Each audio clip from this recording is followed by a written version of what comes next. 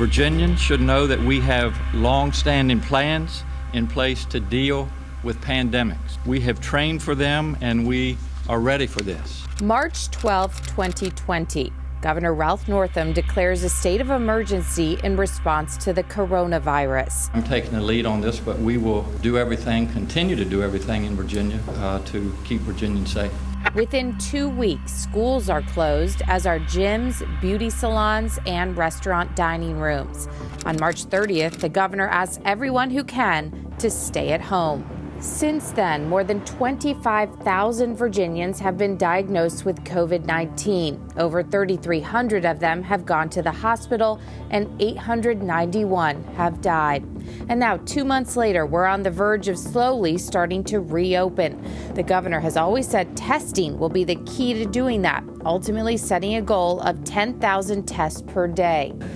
On April 20th, he announced that former State Health Commissioner Karen Remley would be leading a task force to ramp up testing. But weeks later, Virginia continues to lag behind just about every other state in the country when it comes to the percentage of people tested for COVID-19. According to the latest data from Johns Hopkins Coronavirus Resource Center, Virginia has the third lowest testing rate of all 50 states. And a comparison from the Kaiser Family Foundation shows that we're second from last. Dr. Remley was brought in 3 weeks ago to try to ramp up the testing rate, and I keep checking the Johns Hopkins Coronavirus Resource Center to see where we rank compared to other states, and we're still at the bottom. So I'm wondering why that is. A lot of our viewers keep reaching out wanting to know why is our testing rate so low compared to other states. We're at 9,801, which is 199 tests from 10,000, and so I'm very pleased with the progress we're making. I make no excuses for Virginia. I think we're in a good place. The Johns Hopkins is a cumulative amount of tests, so we will never catch up unless we inappropriately just tested everybody in the state, which wouldn't give us information that would help with public health. The governor has consistently blamed a lack of supplies from the federal government for testing issues. Virginia placed an order for 500,000 nasal swabs from the federal government in early March. But the Fed said that was too much and reduced the order.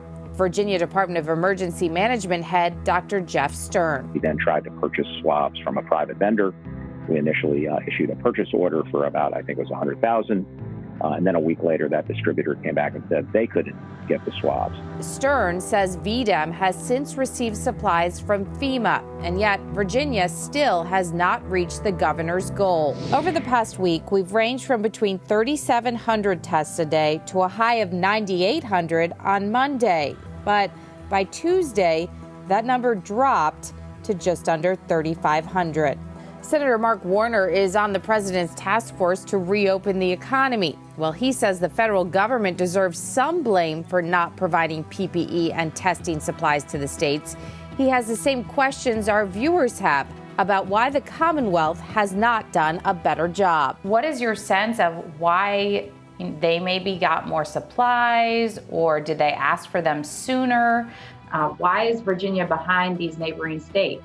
Well, those are questions I want to get the answers to as well. I do wonder at times whether we've made sure we've taken an assessment of all the testing capacity we have in Virginia. To that point, we contacted many of the private labs that have testing capabilities on the state's list for doctors, like Aperiomics in Northern Virginia, who had a large supply of COVID-19 tests available nearly 2 months ago. So then on March 20th, did you start contacting the state or hospital system saying, hey, we've got this test now? We did reach out to the state and let them know that we had testing available as well. In fact, CEO Dr. Crystal Eisenhower says Aperiomics currently has 3,000 collection test kits just sitting in a warehouse. But she says the state never tried to buy them. If you had these testing kits on hand that included the nasal swabs, et cetera, and you had made the state aware of that, then why did they not take advantage of the supplies that you have? I don't know. I honestly don't know. From your perspective, Why do you think Virginia's testing rate is one of the lowest in the country? Bottom 3. I think there just wasn't early and aggressive guidance from the state in order to communicate to the healthcare providers. I have healthcare providers that come to us and they're confused. They don't know what to do. They don't know which tests to run. They don't know who to trust. They're getting bombarded by all of these companies that want to do COVID testing. And I think there's not been a consistent voice and a consistent guidance helping the healthcare providers understand, who they should trust as far as testing goes, who they should, go to, who should be tested. So I think that has really been a big part of the delays. We asked Dr. Remley about the Aperiomics tests. She said they cost significantly more than some of the other tests on the market, so the state opted to contract with other private labs to improve testing supplies. Governor Northam says some new public-private partnerships will be announced soon that will further ramp up capacity. Adding on to that point, state officials now say they have sufficient funding as well as supplies to do testing. However, they still need to hire hundreds of contact tracers. Working for you, I'm Melissa Hippolyte for CBS 6.